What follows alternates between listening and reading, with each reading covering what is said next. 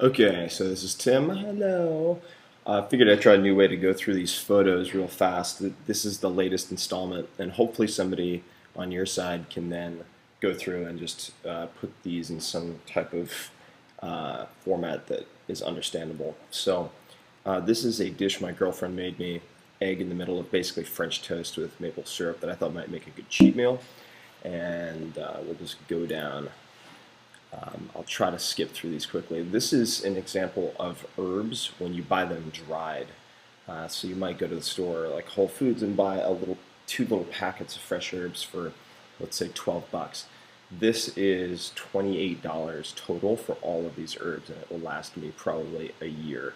I put in a wine cork as for scale. I have all this stuff in my house in San Francisco, so those are all different shots. Those are my toes. Ignore those. I was tracking progress on something. This is a very important shot. This is for the knife skills. At one point in domestic, so that's the knife, the Rada knife that I refer to. But a lot of people will try to do incorrectly what is done in this photo. The piece is too long, and therefore my fingers are kind of pointing out towards the knife. That's no good. So that's probably a better shot. And then you have to chop it down to 2 to 3 inch pieces so it's nice and manageable like that. That's what it looks like after practice. This is a shot of a blender. You see it's full of those slices of celery. So at one point the question is, what do you do with all the scraps? Like, I feel guilty throwing it all out. And if you look at the domestic section, I talk about David Blaine's morning shake. So my point is, you get one of these things, which is like a travel blender, throw in the scraps, throw in some, let's say, apple cider vinegar, lemon juice, and a few other things, and then just make a smoothie out of it. This is a shot of a meal which was, I think this was slow roast with the Japanese sweet potato is what's in this shot that was of interest to me, as well as the kale. But obviously don't need to use that necessarily. This is relevant to the conversation we recently had, Holly, Megan, and I, about serviceware. So these are 3 pieces of serviceware that I think are fantastic. That should be in that serviceware page or two, the under $20 kind of thing. The Himalayan salt plate there actually might be more, so I'd have to check that out.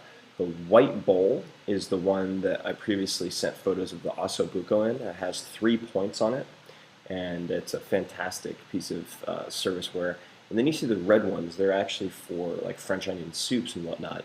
But what makes them very interesting is, number one, they're cheap. They're like 8 bucks. 2, they are broiler proof and oven proof. And then number 3, this is why I have these as opposed to like Staub and some of the others. They have the handle, so you can pull them out really easily from the oven, which is not the case with a lot of the oven-proof stuff. Okay, there you go. And this is sous vide attempt in a cooler. Probably don't need to have that. This is, I was trying to figure out what to do with the cast iron when it was already hot, and I didn't want to put on the flame because it would get too hot. This is for a sous vide attempt in the cast iron, which actually did not work all too well. So I'd like to have Liana give that a go and try to figure it out. Those are examples. This is a chicken breast on a disposable plate, and this is looking at presentation. So I think this, in the Bittman chicken recipe, perhaps in domestic, I talk about this, but basically what this looks like versus that when you slice it for presentation at a diagonal also gives you more surface area for seasoning. This is the Bobby Flay quote I've had on my desk since 2000 or so that I thought would be a good way to probably start the book off, and it'd be kind of fun to show the picture, I think. This is more recent stuff in, I was trying to poach an egg this way, it didn't work, in Brazil. These photos jump around in order a bit. This is from the Vermonster shoot. This is one of the butcher knives that I bought, the Tramontina, the one that I walked around all day with for the for the food marathon. I forgot about that. Then the rest of these pics, I think, are from the food marathon. So some of them overlap with what the photographer took. This is the very first stop. This is the place with the worst service of all of them, Momofuku. But I thought that was this one right here is a pretty good shot of the pork bun, which was delicious. Taim. So that's Taim.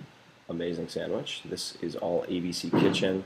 Butternut squash, liver, cheeseburger or burger without any bun.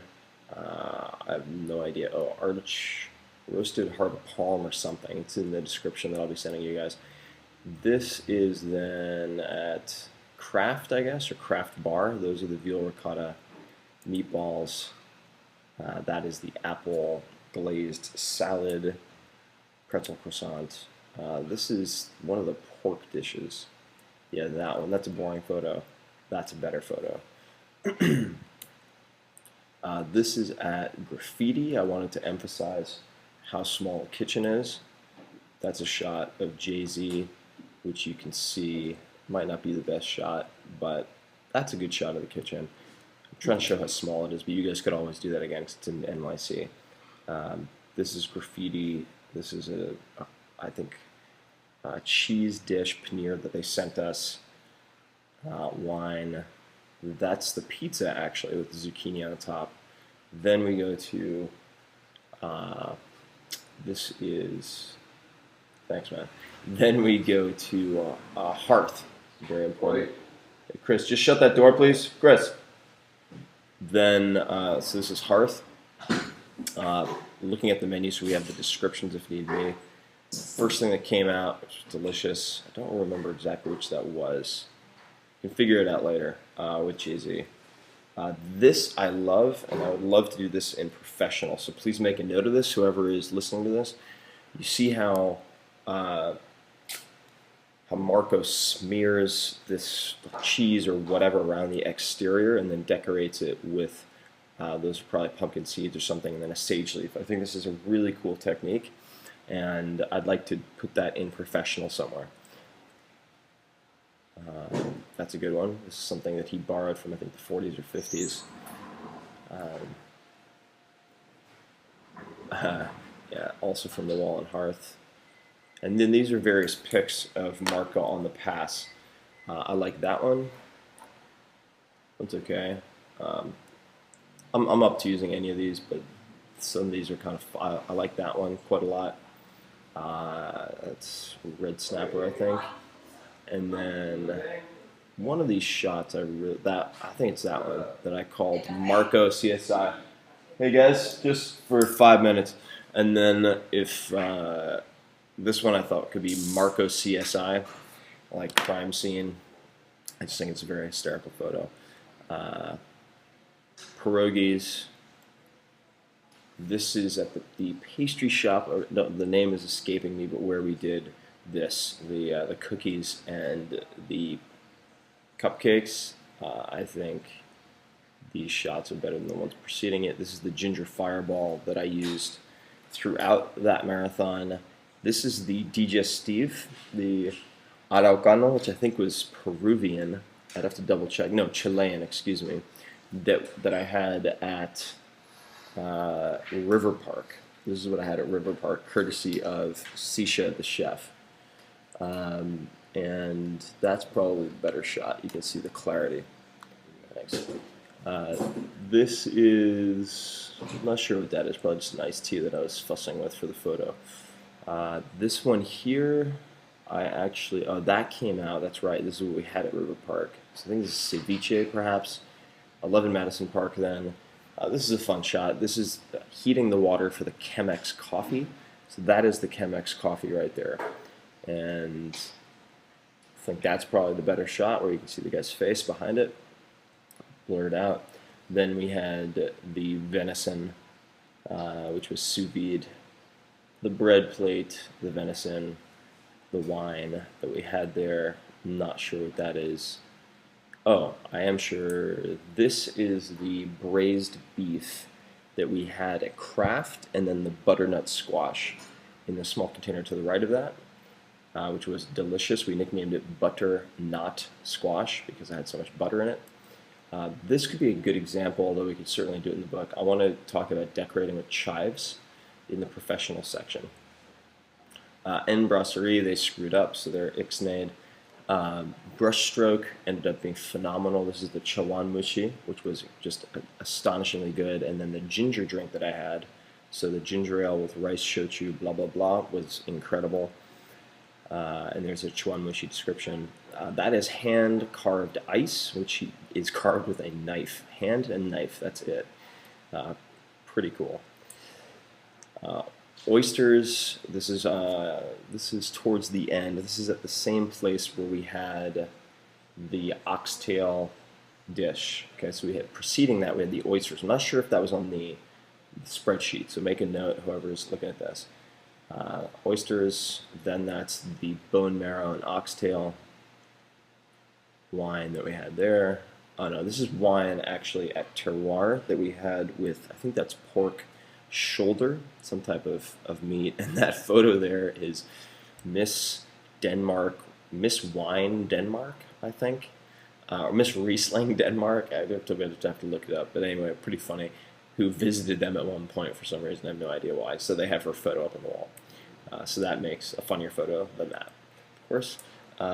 Pizza. This is, I guess, one of the very last dishes. So one of these pizza shots. That one's probably more interesting. Then this is, I guess, employees only with the ginger smash or ginger drink that we had last. To the right of that, you see the olive cookies, which were the .2 dish that I brought along. And so one of those, maybe that one, 201 at the end, maybe is the best one for that. Jeffrey eating, finishing off his cookie, and then me finishing off my food marathon with the cookie right there. Then the rest of these photos are from Per Se. Some of them might be fun to use somehow, I don't know. Wine menu on the iPad, kind of boring. That shot of the salt I thought is interesting. We could even go around maybe in professional using a shot of this from Per Se and talk about the different types of salt. So for presentation, that one might be very interesting. This one also for professional, rather. This is a quenelle of butter that you make with 2 spoons. At least that's the easiest way to make it and how I would teach people to make it. So that shot is probably the best one of that. Hold on. And we're almost done here, guys. This is inside the kitchen at Per Se, which also could be, I think, good for the professional section because I would like to get a layout of the kitchen there. And then there could be a shot like this or one of these. This is cool. All right, so they have that TV up on the wall is a live feed from French Laundry. They have 2 reverse live feeds showing what's going on in the kitchen across the country. And then one of these signs on the wall I think would be pretty cool to get, the sense of urgency. So we can pick through these. That's the first ticket they ever sold. Sense of urgency again, finesse, etc. All right, this is going to be in the wild section, and this will be of practicing how to practice these knots. So I'm pretty sure that's a clove hitch. This is on the Jitney bus going from New York City out to Long Island, and I'm practicing in my seat. That is a clove hitch, and then the other one is it's for tightening a straight line. You guys will have to look it up. It'll be in my description. That is, again, the same thing. So clove hitch, and then on my hand, clove hitch, and then the line tightening knot on my leg. Again, on my leg. So you can see here, it's going from loose to tightened. Loose to tightened. All right, that's that loose. And then this is the upside down fire, which I'll be talking about probably in Wired. In Wild rather, and then these are whiskey stones, which I would like to talk about probably, I'm not sure where, either in the dinner parties or in professional somewhere. And those are shots outside my house, and we're done. Okay, thank you.